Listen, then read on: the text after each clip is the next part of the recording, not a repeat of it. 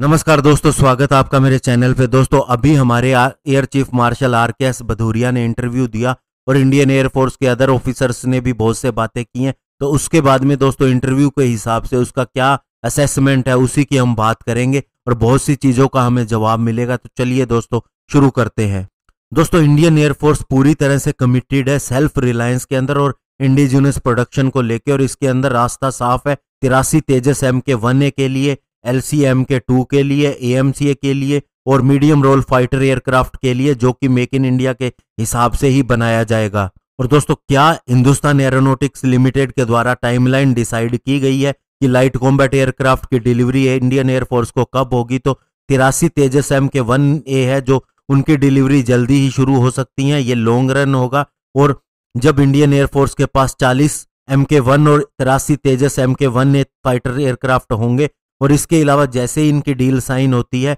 8 से अभी प्रोडक्शन क्षमता को 16 तक ले जाया जाएगा। और दोस्तों जब ये पूछा गया कि राफेल फाइटर जेट की डिलीवरी जुलाई के अंदर हो सकती है और इसके आने के बाद क्या एक्सपीरियंस आप एक्सपेक्ट करते हैं, तो उन्होंने कहा कि कोविड-19 की वजह से इसकी डिलीवरी में देरी जरूर हुई है, लेकिन ये 20 जुलाई तक मिल जाएंगे। और राफेल एयरक्राफ्ट जब आ जाएगा तो एक ऐसा agile smart air combat system है, और इसके अंदर जो मॉडर्न फाइटर हमारे पास आएंगे हमारी क्षमता बढ़ जाएगी, स्पेशली दोस्तों मैन और मशीन इंटरफेस की डाटा फ्यूजन के लिए। और इससे हमारी कैपेबिलिटी इस हिसाब से भी बढ़ जाएंगी कि ये अन्य फाइटर फ्लीट के साथ में भी पूरी तरह से कांटेक्ट कर सकता है, इंटीग्रेट कर सकता है। और इसके अलावा जब ये पूछा गया कि क्या कोई नेगेटिव लिस्ट तैयार की गई है, क्योंकि डिफेंस मिनिस्ट्री ने कहा था कि अब बहुत सी चीजें लोकली ही बनाई जाएंगी, बाहर से नहीं की इंपोर्ट की जाएंगी, तो ऐसे में उन्होंने कहा कि हमने 60 आइटम और टेक्नोलॉजी डिसाइड की हैं जो नेगेटिव लिस्ट के अंदर है। इनके अंदर बहुत सी मिसाइल, रडार,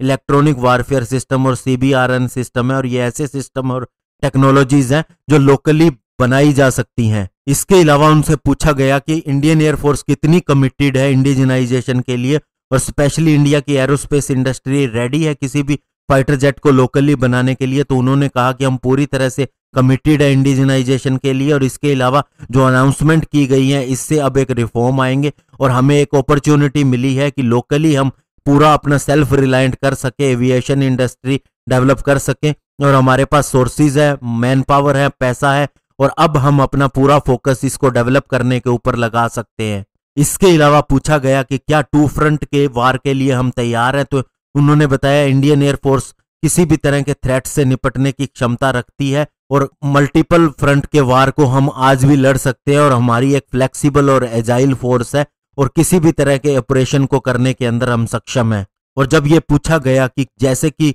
अब इंटीग्रेट किया जा रहा है फोर्सेस को, तो क्या P-8I को डेजर्ट के अंदर इस्तेमाल किया जा सकता है और क्या एयरफोर्स का फाइटर पायलट इसे उड़ा सकता है? तो उन्होंने कहा कि इंटीग्रेशन का मतलब ही यही है कि जॉइंट ऑपरेशन किए जा सके और हमारे जो भी रिसोर्सेज है उनका ऑप्टिमम यूसेज किया जा सके। तो ऐसे में इस तरह के ऑपरेशन संभव है। इसके अलावा ये पूछा गया कि मेक इन इंडिया के तहत क्या आप DPSU के साथ ही काम करेंगे या फिर PSU के साथ भी फ्यूचर में काम करेंगे? तो उन्होंने कहा कि मेक इन इंडिया हमें सेल्फ रिलायंट बनाने के लिए डिफेंस सेक्टर के अंदर, और हम DPSU, PSU, private sector, MSME सभी के साथ काम करेंगे, और हमारा फोकस केवल फाइटर जेट डेवलप करने के अंदर नहीं है, बल्कि दोस्तों इनके मेंटेनेंस और